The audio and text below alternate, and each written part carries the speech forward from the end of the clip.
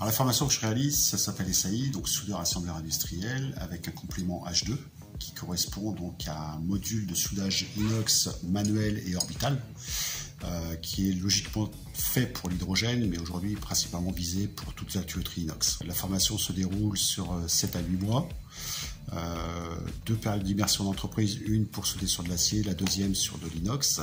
Donc la deuxième est impérative d'ailleurs pour souder sur l'inox, puisque c'est là qu'on va voir si on est apte ou pas à faire ce métier. On aura des passages de qualification pendant la formation.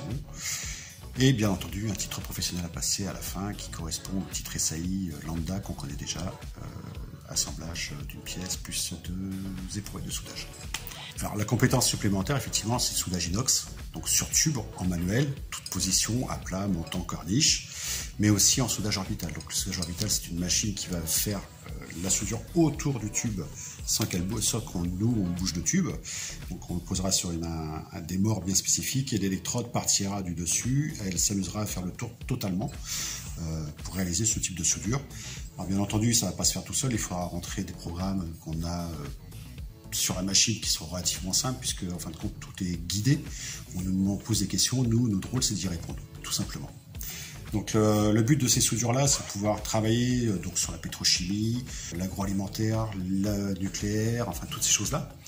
On va travailler sur des grandes longueurs. La qualité, en fin de compte, par rapport au manuel, c'est la régularité du cordon. On ne va pas avoir de défaut particulier.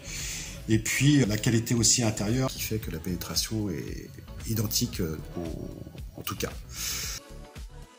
Il nous faut une bonne tenue physique, principalement, puisqu'on va se retrouver dans des positions de soudage qui ne sont pas forcément très faciles. On va se retrouver à genoux, contorsionner un peu la tête vers le haut et le corps tourné à 80 degrés.